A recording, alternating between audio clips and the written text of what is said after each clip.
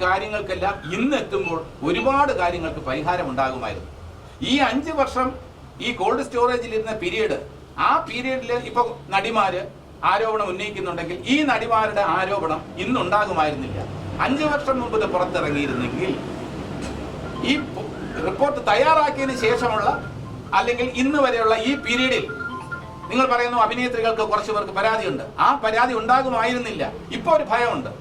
Hema committee report പുറത്തു വന്നതിന് ശേഷം ഇൻഡസ്ട്രിയിൽ ഇങ്ങനെയൊക്കെ വന്നാൽ ഇത് ചോദിക്കാനും പറയാനുമൊക്കെ ഇവിടെ ഒരു സംവിധാനമുണ്ട്, സംഘടനകളുണ്ട്, കോടതിയുണ്ട്, ഇതേപോലുള്ള കമ്മിറ്റികളുണ്ടാവും, സർക്കാരുണ്ടാവും എന്ന ഭയം എല്ലാവരിലും ഉണ്ട്. തെറ്റ് ചെയ്യുന്നവരുടെ മനസ്സിൽ കൂടുതലുണ്ടാവും. താങ്കൾ അമ്മയുടെ വൈസ് പ്രസിഡന്റാണ്. ഈ ജനറൽ സെക്രട്ടറി എന്ന നിലയിൽ ആ സ്ഥിതിയെ കുറച്ചുകൂടി ശക്തമായ ഒരു നിലപാട് സ്വീകരിക്കേണ്ടിയിരുന്നു എന്ന് തോന്നുന്നുണ്ടോ? അതെ, ഞങ്ങൾ ഒറ്റക്കെട്ടായിട്ട് മൂവ് ചെയ്യുമ്പോൾ ജനറൽ സെക്രട്ടറിയെ കുറിച്ച് എന്തെങ്കിലും രീതിയിലുള്ള ഒരു പരാതിയോ പരിഭവം പറയുന്നത് ശരിയല്ല. നമ്മൾ ഒറ്റക്കെട്ടായി എടുത്ത തീരുമാനമാണ്, ഈ എക്സിക്യൂട്ടീവിന്റെ തീരുമാനമാണ്. അത് നമ്മൾ ഫോണിലൂടെയൊക്കെ നിർദ്ദേശിച്ച് നിങ്ങളിൽ പലരും എന്നെ ഇടതടവില്ലാതെ വിളിക്കുന്നുണ്ടായിരുന്നു. അപ്പോഴൊക്കെ ഞാൻ പറഞ്ഞു എക്സിക്യൂട്ടീവ് കമ്മിറ്റിയുടെ ഒരു ധാരണയിലെത്തിയതിനു ശേഷം മാത്രമേ ഞാൻ മാധ്യമങ്ങളെ അഭിമുഖീകരിക്കൂ എന്ന് പറഞ്ഞു. അപ്പൊ അതിനുശേഷം ധാരണയിലെത്തിയ ബഹുമാനപ്പെട്ട പ്രസിഡന്റും ജനറൽ സെക്രട്ടറിയും ഒക്കെ ഞങ്ങളോട് ചോദിച്ചിട്ട് ഞങ്ങളുടെയും കൂടെ അഭിപ്രായം കണക്കിലെടുത്തിട്ടാണ് വ്യക്തമായ ഒരു തീരുമാനം സിദ്ദീഖ് പറഞ്ഞിട്ടുള്ളത്. ആ പറഞ്ഞതിൽ ഏതെങ്കിലും കാര്യത്തിൽ നിങ്ങൾക്ക് എന്തെങ്കിലും രീതിയിൽ സംശയങ്ങളുണ്ടെങ്കിൽ അത് ക്ലാരിഫൈ ചെയ്യാനും കൂടിയാണ് ഞാൻ ഇവിടെ നിൽക്കുന്നത്. ഒരു കാര്യം കൂടി, ഈ ആക്രമിക്കപ്പെട്ട ഈ നടിയോട് അമ്മ പുലർത്തിയ സമീപനം അത് ശരിയായ സമീപനമായിരുന്നു എന്ന് ജഗദീഷ് ഇപ്പോൾ തോന്നുന്നുണ്ട്? അല്ല, ഞാൻ പറഞ്ഞില്ല, അതിന് വ്യക്തമായ നിലപാടാണ്. ആക്രമിക്കപ്പെട്ട നടിയുടെ കാര്യത്തിൽ നീതി കിട്ടണം, അതില് തീർച്ചയായിട്ടും യഥാർത്ഥ പ്രതികൾ ശിക്ഷിക്കപ്പെടണം. അതാരാണെന്ന് കോടതി വളരെ സമയമെടുത്താണ്, കൂടുതൽ സമയമെടുത്താണ് അതിന്റെ വാദങ്ങളൊക്കെ നടക്കുന്നത്. വീണ്ടും വീണ്ടും അതിന്റെ പല വശങ്ങളും അന്വേഷിക്കുന്നുണ്ടെന്നാണ് ഞാൻ മനസ്സിലാക്കുന്നത്. ഇല്ലെങ്കിൽ ഇത്രയും നീണ്ടുപോയ ഒരു സംഭവം ഇല്ല. അപ്പോൾ സ്വാഭാവികമായിട്ടും നീതി കിട്ടും എന്ന് തന്നെയാണ് എന്റെ വിശ്വാസം. ഇതില് ഈ ആത്മാ പ്രസിഡന്റ് എന്നല്ല, അമ്മയുടെ പ്രസിഡന്റ് എന്നല്ല, നമ്മൾ ഇതിനകത്ത് ആരോപണങ്ങൾ ആർക്ക് നേരെ വന്നിരുന്നാലും അത് അന്വേഷിക്കപ്പെടണം, അത്രേ ഉള്ളൂ.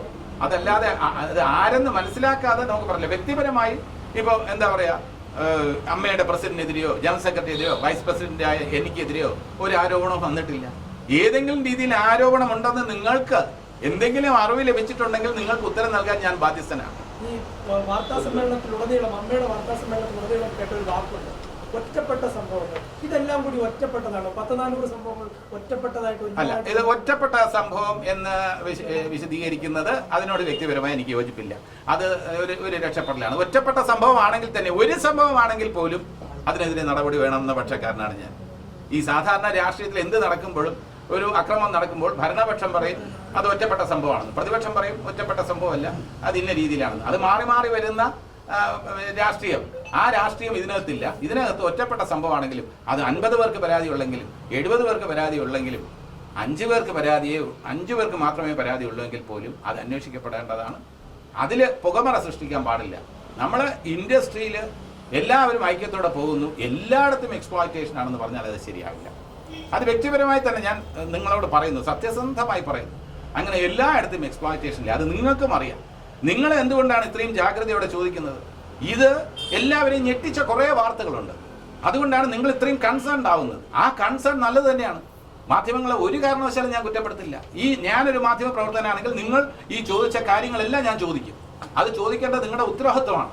പക്ഷേ ആ കൺസേൺ നമുക്ക് ഒരുമിച്ച് സൊല്യൂഷൻ കണ്ടെത്താം. മാധ്യമങ്ങളും നിങ്ങൾ ഇതേപോലെ ഇനി എവിടെയെങ്കിലും എന്തെങ്കിലും അട്രോസിറ്റീസ് നടക്കുന്നുണ്ടെങ്കിൽ അത് നിങ്ങൾ ധൈര്യമായിട്ട് ഇതേപോലെ ചൂണ്ടിക്കാണിക്കും. അതിന് പരിഹാരം കാണാൻ അമ്മയുടെ ഭാഗത്തു നിന്നും അല്ലെങ്കിൽ ഫിലിം ഇൻഡസ്ട്രിയുടെ ഭാഗത്തു നിന്നും ശ്രമങ്ങൾ ഉണ്ടാവും. ശ്രമങ്ങൾ ഉണ്ടായില്ലെങ്കിൽ ഇതേപോലുള്ള കാര്യങ്ങൾ നമ്മൾ ജനങ്ങളിൽ നിന്ന് ഫേസ് ചെയ്യേണ്ടി വരും. എല്ലാവരെയും ഞെട്ടിച്ചു വരുന്നു. പക്ഷെ അമ്മയുടെ നേതൃത്വം ഇരിക്കുന്ന ആളുകൾ പറയുന്നത് തങ്ങളെ അത്രയും ഞെട്ടിച്ചിട്ടില്ല എന്നുള്ള രീതിയിലുള്ള പ്രതികരണമാണ്. അങ്ങനെ ഞെട്ടിച്ചിട്ടില്ല എന്നല്ല, എല്ലാവർക്കും ഷോക്ക്ഡ് ആണ് യഥാർത്ഥത്തിൽ. അങ്ങനെ ഏതെങ്കിലും ഭാഷയിൽ പറഞ്ഞ വാക്കുകൾ വെച്ച് നിങ്ങൾ പറയരുത്. അമ്മയിലെ അംഗങ്ങളെല്ലാം തന്നെ ഇത് ഷോക്ക്ഡ് ആയിരുന്നു. ഇങ്ങനെ ഒരു റിപ്പോർട്ടിലെ ഫൈൻഡിങ്സ് എന്ന് പറയുന്നത് ഞങ്ങൾ ഷോക്ക്ഡ് ആയിരുന്നു. ഇത്രയും ആരോപണം ഓരോ ദിവസവും വന്നുകൊണ്ടിരിക്കുന്ന റിപ്പോർട്ട് ഷോക്കിംഗ് ആണ്. ഈ റിപ്പോർട്ട് പുറത്തു വരുന്നതിനോട് ഒരു തരത്തിലുള്ള പ്രശ്നവുമില്ല എന്ന് അമ്മ ആവർത്തിച്ച് പറയുകയാണ്. പക്ഷെ ഒരു സംശയം, ഈ റിപ്പോർട്ടിന് വേണ്ടി മാധ്യമപ്രവർത്തകർ RTI ഫയൽ ചെയ്യുകയാണ്, അതിനുവേണ്ടിയിട്ടുള്ള നിയമ പോരാട്ടം നടന്നു. ഒരു തുണ്ട് കടലാസ് പോലും ഈ സംഘടനകളൊന്നും ഈ റിപ്പോർട്ട് പുറത്തു വരാൻ വേണ്ടി നൽകിയില്ല. സ്വന്തം സംഘടനകളുടെയോ അല്ലെങ്കിൽ സ്വന്തം തൊഴിലുമായി ബന്ധപ്പെട്ടൊരു വലിയ അന്വേഷണം സർക്കാർ നടത്തിയിട്ട് അതിന്റെ എന്താണ് അതിന്റെ കണ്ടെത്തലെന്ന് അന്വേഷിച്ച് ഈ സംഘടനകൾ ആരും സർക്കാരിനെ സമീപിച്ചില്ല എന്നുള്ളത് സംശയകരമല്ലേ? അല്ല, സർക്കാർ നിയോഗിച്ച ഒരു കമ്മിറ്റിയാണ്. അതായത് മലയാള സിനിമയിൽ സ്ത്രീകൾ നേരിടുന്ന പ്രശ്നങ്ങൾ ഉൾപ്പെടെ ഇൻഡസ്ട്രി നേരിടുന്ന പ്രശ്നങ്ങളെ പഠിക്കാൻ വേണ്ടി ഹേമ കമ്മിറ്റിയെ നിയോഗിച്ചു. ആ ഹേമ കമ്മിറ്റിയുടെ റിപ്പോർട്ട് സമർപ്പിച്ചു. അപ്പോൾ പല കാരണങ്ങളാലും അത് തൽക്കാലം പുറത്തുവിടാൻ പാടില്ല. അതിനകത്ത് ഇരകളുടെ കാര്യത്തിലായിരുന്നാലും വേട്ടക്കാരൻ്റെ കാര്യത്തിലായിരുന്നാലും സീക്രസി മെയിൻറ്റെയിൻ ചെയ്യണമെന്നൊരു അഭിപ്രായം വന്നത് പ്രകാരം അപ്പോൾ അത് കുറച്ച് നാളല്ല, ഏറെ വർഷം അത് പെൻഡിങ് ആയി. അപ്പോൾ തീരുമാനം നിയമപരമായിട്ടാണ് വരേണ്ടത്. ആ നിയമപരമായിട്ടുള്ളൊരു തീരുമാനം വരുന്നത് വരെ അമ്മ ഉടൻ തന്നെ റിപ്പോർട്ട് വെളിവിടും എന്ന് പറഞ്ഞാൽ എന്താണ്? ഇപ്പം തീർച്ചയായിട്ടും അത് കോടതിയുടെ പരിഗണനയിലിരിക്കുന്ന കേസാണ്. അന്ന് 2 മണിക്ക് ഇത് പുറത്ത് വിടുന്നത് വരെ 1:45 വിധിയും കൂടെ വന്നതിന് ശേഷമാണിത്, അല്ലെങ്കിൽ ആ വിധി പെൻഡിങ് വന്നതിന് ശേഷമാണ് ഇത് 2 മണിക്കാണ് പുറത്ത് വിട്ടത്. നിങ്ങൾ റൈറ്റ് ടു ഇൻഫർമേഷൻ പ്രകാരം ചോദിച്ച കാര്യം പുറത്ത് വരുന്നതിന് മുമ്പ് ഒരു ഒരു കൺഫ്യൂഷൻ ഉണ്ടായിരുന്നു. ഒരു കേസിന്റെ വിധി കൂടെ വന്നതിന് ശേഷം മാത്രമേ പുറത്തു വരുള്ളൂ എന്ന് അന്ന് പറഞ്ഞത്.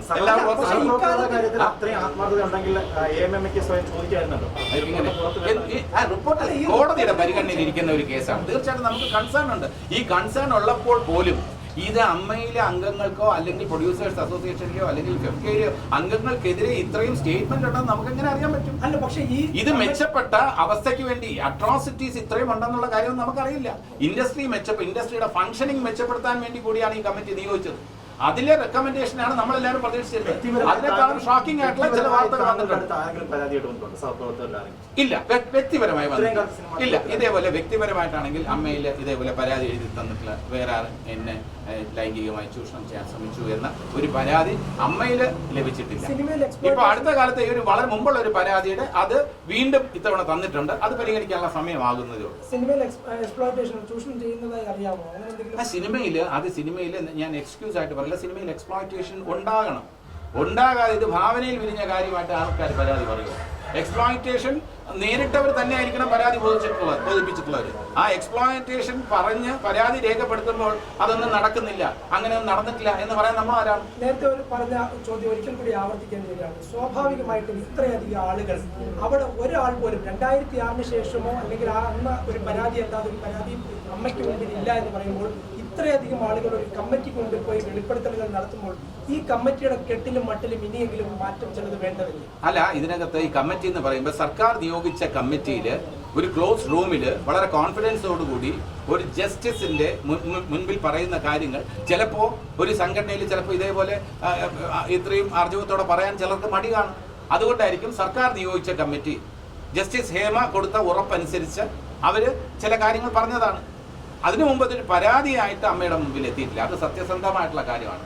അതിനു മുമ്പ് ഹേമ കമ്മിറ്റിയുടെ മുൻപിൽ പറഞ്ഞിട്ടുള്ള പ്രസന്റ് ചെയ്തിട്ടുള്ള കാര്യങ്ങളൊന്നും തന്നെ അമ്മയുടെ ശ്രദ്ധയിൽപ്പെട്ടിട്ടില്ല. അമ്മയ്ക്കൊരു പരാതിയായി ലഭിച്ചിട്ടില്ല. അതിന്റെ അർത്ഥം ഇങ്ങനൊരു സംഭവം നടന്നിട്ടില്ല എന്നല്ല. നടന്നിട്ടുണ്ടാകാം. അത് എങ്ങനെയാണ് പരിഹരിക്കേണ്ടതെന്ന് ബഹുമാനപ്പെട്ട കോടതി പറയുന്നത് പോലെ തന്നെ ഈ നിർദ്ദേശങ്ങൾ, ഇതിനൊരു പരിഹാരം കൂടി ജസ്റ്റിസ് ഹേമ നിർദ്ദേശിച്ചാൽ അതിനെയും സ്വാഗതം ചെയ്യും. ജസ്റ്റിസ് ഹേമ എത്രയോ ദിവസം സിറ്റിംഗ് നടത്തിയിട്ടാണ് ഇങ്ങനെ ചില ഫൈൻഡിങ്സ് രേഖപ്പെടുത്തിയിട്ടുള്ളത്. അപ്പൊ ഇങ്ങനെയൊക്കെ ചെയ്താൽ നന്നായിരിക്കും. ഇങ്ങനെ ചെയ്താൽ ഇത് ഒഴിവാക്കാൻ നമുക്ക് കഴിയും. ഇങ്ങനെ ചെയ്താൽ കാസ്റ്റിംഗ് കൗച്ച് ഒഴിവാക്കാൻ കഴിയും. ഇങ്ങനെ ചെയ്താൽ എക്സ്പ്ലോയിറ്റേഷൻ ഒഴിവാക്കാൻ കഴിയും. ഇങ്ങനെ ചെയ്താൽ പ്രൊഡ്യൂസേഴ്സ് ഇന്നത് ചെയ്താൽ ആ ടോയ്ലറ്റ് ഫെസിലിറ്റീസിന്റെ കാര്യത്തിൽ അങ്ങനെയുള്ള നിർദ്ദേശങ്ങൾ കൂടി ജസ്റ്റിസ് ഹേമ ഇനിയും അവർക്ക് പറയാം. അവരത്രയും റെസ്പെക്റ്റഡ് ഒരു പേഴ്സൺ ആയതുകൊണ്ട് ഞാൻ പറയാണ്, ജസ്റ്റിസ് ഹേമ കുറെ നിർദ്ദേശങ്ങൾ അടിയന്തരമായി സൊല്യൂഷൻസ് കൂടി വയ്ക്കണം എന്നുള്ളതാണ് ഈ കാര്യത്തിൽ എനിക്ക് ഏറ്റവും കൂടുതൽ റിക്വസ്റ്റ് ചെയ്യാനുള്ളത്. കാരണം അവരുടെ ഫൈൻഡിങ്സ് എല്ലാം സ്വാഗതം ചെയ്യുന്നു. അപ്പോൾ അവർക്ക് റെസ്പോൺസിബിലിറ്റി ഉണ്ട്. അവർക്കാണ് നമ്മളെക്കാൾ കൂടുതൽ ഈ സിനിമാ രംഗത്തുള്ള producers, directors, script writers, artist എല്ലാവരും പറഞ്ഞ കാര്യങ്ങൾ വെച്ച് ഇന്ന രീതിയിലൊക്കെ പ്രവർത്തിച്ചാൽ നന്നാകും. ഒരു ഇൻഡസ്ട്രി നന്നാക്കാൻ എനിക്ക് ഇന്നതുപോലെ എൻ്റെ കമ്മിറ്റിക്ക്, എൻ്റെ നേതൃത്വത്തിലുള്ള കമ്മിറ്റിക്ക് ചില നിർദ്ദേശങ്ങൾ സമർപ്പിക്കാനുണ്ട് എന്ന് ജസ്റ്റിസ് ഹേമ ഇനിയെങ്കിലും പറഞ്ഞാൽ അതിനെ നമ്മൾ സഹർഷം സ്വാഗതം ചെയ്യും. അവരുടെ കൂടെ നിന്ന് ഇൻഡസ്ട്രി മെച്ചപ്പെടുത്താൻ വേണ്ടിയുള്ള ഒരു സജീവമായിട്ടുള്ള ഒരു പോരാട്ടത്തിന് ഞങ്ങൾ എല്ലാവരും സർക്കാർ പറഞ്ഞ കാര്യമുണ്ട്. ഇതിനകത്ത് ഇത് ഒരു പരാതിയായിട്ട് വന്നാൽ മാത്രമേ കേസെടുത്ത് അന്വേഷിക്കാൻ പറ്റുകയുള്ളൂ. അതിന്റെ മറുപടി പറഞ്ഞു കഴിഞ്ഞു. അല്ല, അത് തന്നെ അതിനെക്കുറിച്ച് അത് ഹൈക്കോടതി, ഞാൻ പറഞ്ഞില്ല, സീൽഡ് കവറിൽ ഹൈക്കോടതിയിൽ വെച്ചിരിക്കുകയാണ്. ഹൈക്കോടതിയുടെ നിർദ്ദേശപ്രകാരം നമ്മൾ തീർച്ചയായിട്ടും അതിന്റെ കൂടെ ഉണ്ടാവും. അബദ്ധമാണെന്ന് പറഞ്ഞല്ലോ, ഒരു നടി നൽകിയ പരാതി പിന്നീട് അബദ്ധമാണെന്ന് പറഞ്ഞല്ലോ. അല്ല ഇപ്പൊ ഏതായിരുന്നാലും ശരി, ഇപ്പൊ ഞാൻ പറഞ്ഞല്ലോ അവരവരുടെ അനുഭവമാണ്. അവരവരുടെ അനുഭവത്തിന്റെ വേദനയിൽ ഉൾക്കൊണ്ട് പറയുന്ന കാര്യങ്ങളെ പരിഹസിക്കാൻ പാടില്ല. അവരുടെ വേദന അവർക്കല്ലേ അറിയാൻ പറ്റുള്ളൂ. ആ വേദന അവർ അവസരം നിഷേധിക്കപ്പെട്ടു എന്നൊരു നടി പറയുമ്പോൾ അത് നമ്മൾ വിശ്വസിക്കണം. അങ്ങനെ നടന്നിട്ടുണ്ടെന്നുള്ളത് നമ്മൾ അന്വേഷിക്കണം. ഇങ്ങനെ അവസരം നിഷേധിച്ചത് ആര്, ആ ആര് എന്ന ചോദ്യത്തില് ആ വ്യക്തി ഇതേപോലെ എന്തുകൊണ്ടാണ് നിഷേധിച്ചത് എന്ന് ചോദിച്ച് മനസ്സിലാക്കാനുള്ള ഉത്തരവാദിത്വം കൂടെ നമുക്കുണ്ട്. അല്ല, ഈ ആത്മയുടെ പ്രസിഡന്റ് എന്ന് പറയുന്നത് ഗണേഷ് കുമാർ സംസ്ഥാന മന്ത്രിസഭയുടെ ഒരു അംഗമാണ്. അങ്ങനെ ഒരാൾ ആ മന്ത്രിസഭയിൽ അടക്കം തുടരുമ്പോൾ ഇനി ഇതിനകത്ത് എന്ത് നടപടിയാണ് നമ്മൾ പ്രതീക്ഷിക്കേണ്ടത്? അല്ല, ആത്മയിലെ കാര്യങ്ങൾ എന്ന് പറയുമ്പോൾ അതിനകത്ത് ഇപ്പൊ ഗണേഷ് കുമാറിന്റെ മന്ത്രി എന്ന് പറഞ്ഞുകൊണ്ട് പറയാണ് അവിടെ രാഷ്ട്രീയമൊക്കെ വരും. ഞാൻ രാഷ്ട്രീയത്തില് ഞാൻ ഇല്ല. ഒന്നാമത് രാഷ്ട്രീയത്തിലില്ല. രണ്ടാമത് അദ്ദേഹത്തിനെതിരെ മത്സരിച്ച് പരാജയപ്പെട്ട ഒരാളാണ്. അപ്പൊ ആ രാഷ്ട്രീയം അദ്ദേഹത്തിനെതിരെ അതെ അപ്പൊ അദ്ദേഹത്തിനെതിരെ ഞാൻ പറഞ്ഞല്ലോ, ആർക്കെതിരെ ആരോടും വന്നിട്ടുണ്ടെങ്കിൽ സമഗ്രമായ അന്വേഷണം വരണം. ഒരു നടി പറഞ്ഞിട്ടുണ്ടെങ്കിൽ അതെന്താ നമ്മൾ അവിശ്വസിക്കേണ്ട കാര്യമില്ലല്ലോ. ആ നടി പറഞ്ഞ കാര്യങ്ങൾ മീഡിയ വിശ്വസിക്കുന്നു, പിന്നെ നമ്മൾ അവിശ്വസിക്കേണ്ട കാര്യം എന്താ? നിങ്ങൾക്ക് ബോധ്യമുണ്ടെങ്കിൽ തീർച്ചയായിട്ടും ഞങ്ങൾ നിങ്ങളുടെ കൂടെയാണ്. ഇത്രയും വലിയൊരു വ്യവസായത്തിൽ നേരത്തെ ഈ ആഭ്യന്തര പരാതി പരിഹാര സമിതിയൊക്കെ വേണമെന്ന് ആവശ്യപ്പെട്ടിരുന്നു സഹപ്രവർത്തകർ തന്നെ. പക്ഷെ അതിനെപ്പറ്റിയൊന്നും പിന്നീട് ഹൈലി കറക്റ്റായി അതിന് ഹൈലി ടെക്നിക്കൽ. ഈ റിപ്പോർട്ട് തന്നെ ചൂണ്ടിക്കാണിക്കുന്നത് ICC ഒരു ഘട്ടത്തിലും സ്ത്രീകളുടെ വിഷയത്തിൽ ഇടപെട്ടിട്ടില്ല റിപ്പോർട്ട് പറയുന്നു. ഞാൻ പറയാം അതിന് വ്യക്തമാക്കാൻ ഞാൻ പറയുന്ന മറുപടി നിങ്ങൾ കറക്റ്റ് ഇതായിട്ട് ഇങ്ങനെ തന്നെ കോട്ട് ചെയ്യണം. കാരണം ഇന്റേണൽ ഈ ഡിസിപ്ലിൻ കമ്മിറ്റി എന്ന് പറയുന്നത് അതില് ഒരു എന്താ പറയുക നിയമപരമായിട്ടുള്ള അങ്ങോട്ടും ഇങ്ങോട്ടും നമുക്ക് എക്സ്ക്യൂസുകൾ പറയാവുന്ന രീതിയിൽ പഴുതുകളുള്ള ഒരു സംവിധാനമാണ്. യഥാർത്ഥത്തിൽ ഒരു തൊഴിലിടത്തിൽ ഒരു ഫാക്ടറിയിൽ ആണെങ്കിൽ നമുക്ക് ഇതേപോലെ ഈ കമ്മിറ്റി രൂപീകരിക്കാം. ഇത് ഓരോ സെറ്റിലും ഓരോ ഗ്രൂപ്പ് ഓഫ് ആൾക്കാരാണ്. അപ്പോൾ ഞാൻ അഭിനയിക്കുന്ന ഒരു ചിത്രം, ഇപ്പോൾ ഞാൻ അഭിനയിക്കുന്ന ഒരു ചിത്രത്തിൽ ആ ചിത്രത്തിൽ ഈ കമ്മിറ്റി 3 പേരായിരിക്കും. അടുത്ത ഓരോ സിനിമയിലും ഓരോ കമ്മിറ്റി വരും. അത് വേണോ? ഇൻഡസ്ട്രിക്ക് മൊത്തമായിട്ട് അഭിനേതാക്കളുടെ ഒരു റെപ്രസെൻറ്റേറ്റീവ്, ഫെഫ്കയുടെ ഒരു റെപ്രസെൻറ്റേറ്റീവ്, പ്രൊഡ്യൂസേഴ്സിൻ്റെ ഒരു റെപ്രസെൻറ്റേറ്റീവ്, അല്ലെങ്കിൽ കൂടുതൽ എണ്ണം കൂടിക്കോട്ടെ, എല്ലാവർക്കും പ്രാതിനിധ്യമുള്ള ഒരു ഇന്റേണൽ കമ്മിറ്റി വന്നാൽ നന്നായിരിക്കും. ഇല്ലെങ്കിൽ ഇപ്പോൾ പറഞ്ഞുകൊണ്ടിരിക്കുന്നത് വെച്ചാൽ അമ്മയ്ക്ക് അങ്ങനെ കോൺസ്റ്റിറ്റ്യൂട്ട് ചെയ്യേണ്ട കാര്യമില്ല. എന്നാൽ പോലും ഇനി അതല്ല, ഈ സാഹചര്യത്തിൽ ഹേമ കമ്മിറ്റി റിപ്പോർട്ട് വന്ന സാഹചര്യത്തിൽ അമ്മയിൽ ഇതേപോലെ പരാതി ബോധിപ്പിക്കാനുള്ള ഒരു സംവിധാനം പ്രൊഡ്യൂസേഴ്സ് അല്ല അതാത് സംഘടനകൾ തന്നെ കോൺസ്റ്റിറ്റ്യൂട്ട് ചെയ്യണം എന്നാണ് പൊതുജന വികാരം അല്ലെങ്കിൽ പൊതുവികാരമെങ്കിൽ അതും പരിഗണിക്കാം. വലിയ സംശയം തോന്നുന്ന ഒരു കാര്യമുണ്ട്. അതായത് ഇതുവരെ അമ്മയ്ക്ക് ഒരു പരാതി കിട്ടിയിട്ടില്ല എന്ന് അങ്ങും ആവർത്തിക്കുന്നുണ്ട്, ഭാരവാഹികളും ആവർത്തിക്കുന്നുണ്ട്. ഒരു പരാതി കിട്ടിയിട്ടുണ്ട്, പരിശോധിക്കുമെന്ന് പറയും. 5 വർഷം മുമ്പ് ഏതാനും നടിമാർ അല്ലെങ്കിൽ താരങ്ങൾ, അവർക്കൊപ്പം ചില വനിതാ പ്രവർത്തകർ എല്ലാവരും കൂടി WCC എന്ന സംഘടന രൂപീകരിച്ച് വലിയ രീതിയിൽ ചില ആരോപണങ്ങൾ ഉന്നയിക്കുന്നുണ്ട്.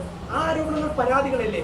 ഈ അമ്മയും കുഞ്ഞുങ്ങളും എന്തൊക്കെയാണല്ലോ താങ്കൾ ആ കുഞ്ഞുങ്ങൾ അവർ ഈ പരാതി ഉന്നയിച്ചപ്പോൾ അത് പരാതി അമ്മയ്ക്ക് മുമ്പിൽ വന്ന പരാതികളല്ലേ? WCC ഉന്നയിക്കുന്ന കാര്യങ്ങൾ തീർച്ചയായിട്ടും പരിഗണിക്കപ്പെടേണ്ടതാണ്. WCC പരാതി തന്നിട്ടുള്ളത് അമ്മയ്ക്കല്ല. WCC പരാതി രേഖപ്പെടുത്തിയത് സർക്കാർ. ആ പരാതിയുടെ അടിസ്ഥാനത്തിലാണ് ഹേമ കമ്മിറ്റി കോൺസ്റ്റിറ്റ്യൂട്ട് ചെയ്തത്. ഇനിയും WCCക്ക് അമ്മയ്ക്കെതിരെ അല്ലെങ്കിൽ അമ്മയുടെ അംഗങ്ങൾക്കെതിരെ എന്തെങ്കിലും തെളിവുകൾ സഹിതമുള്ള ആരോപണം ഉണ്ടെങ്കിൽ വീണ്ടും അവരൊന്നും എഴുതി തരണമെന്നില്ല. അത് സമഗ്രമായ അന്വേഷണത്തിന് വിധേയമാണ്. നേരത്തെ പറഞ്ഞൊരു കാര്യമുണ്ട്, അതായത് ആക്രമിക്കപ്പെട്ട നടിക്ക് നീതി കിട്ടണം, എല്ലാവരും അവർ കൂടെയാണ് താങ്കൾ പറഞ്ഞു. പക്ഷെ കഴിഞ്ഞ 5-6 വർഷമായി ഈ നടി മെയിൻ സ്ട്രീമിൽ പുറത്താണ്. എന്തുകൊണ്ട് അങ്ങനെ സംഭവിക്കുന്നു? അപ്പോൾ പിന്നെ എങ്ങനെ നീതി കിട്ടണം എന്ന് പറഞ്ഞാൽ എത്രമാത്രം ആത്മാർത്ഥത അമ്മയ്ക്കുണ്ട് ഈ വിഷയത്തിൽ? അല്ല, മെയിൻ സ്ട്രീമിന് പുറത്താണ് എന്നുള്ള രീതിയിൽ ഞാൻ വിശ്വസിക്കുന്നില്ല. ഇപ്പോൾ തന്നെ ആക്രമിക്കപ്പെട്ട നടിയുടെ ഒരു ചിത്രം റിലീസ് ആകാൻ പോവാണ്, ഷാജി കൈലാസിന്റെ സംവിധാനം. അപ്പം മെയിൻ സ്ട്രീമിന് പുറത്തല്ല, അത് പിൻവലിക്കണം. വളരെ ഒരു വലിയ പ്രോജക്റ്റ് തന്നെ ആക്രമിക്കപ്പെട്ട നായികയായിട്ട് വരുന്നുണ്ട്. അപ്പം അങ്ങനെ മെയിൻ സ്ട്രീമിൽ നിന്ന് ആരെങ്കിലും ഒഴിവാക്കി എന്ന് തോന്നുന്നുണ്ടെങ്കിൽ, ആ തോന്നുന്നു എന്ന് പറയുമ്പോൾ അതിനെ ചോദ്യം ചെയ്യാൻ എനിക്ക് അവകാശമില്ല. പക്ഷേ അതിൽ ഈ കാസ്റ്റിംഗ് എന്നൊക്കെ പറയുന്നത് സാധാരണഗതിയിൽ സംവിധായകരും നിർമ്മാതാക്കളും ഒക്കെയാണ്. അല്ലാതെ ഈ നടന്മാരെല്ലാവരും ഇന്നാര് വേണം എന്നൊക്കെ പറയുന്നത് ആരെങ്കിലും പറയുമ്പോൾ അവരുടെ വാക്കുകൾ നമുക്ക് കേൾക്കാം എന്നുള്ളതിൽ കഴിഞ്ഞ് പൊതുവെ അതിനെ ഒരു പൊതുവൽക്കരണം, ഒരു ജനറലൈസേഷൻ നടത്തുന്നത് ശരിയല്ല. എന്നെ വിളിക്കുന്നത് ഒരു പ്രോജക്റ്റ് ഓണായി, അതിലെ സംവിധായകനും തിരക്കഥാകൃത്തും സംവിധായകനും കൂടി ഇരുന്ന് പ്രിലിമിനറി മീറ്റിംഗിൽ അവർ ഇന്ന റോൾ ആര് ചെയ്താൽ നന്നായിരിക്കും ചോദ്യം ഉയർന്നതിന് ശേഷം അത് ജഗദീഷ് ചെയ്താൽ നന്നാവുന്നുണ്ടെങ്കിൽ എന്നെ വിളിക്കും. അപ്പോൾ ഞാൻ പോകും. അതിന് മുമ്പുള്ള ഒരു ഡിസിഷനോ ഗൂഢാലോചനയോ പവർ കമ്മിറ്റിയോ അല്ലെങ്കിൽ പവർ ഗ്രൂപ്പോ അങ്ങനെയൊന്നും ഉണ്ട്.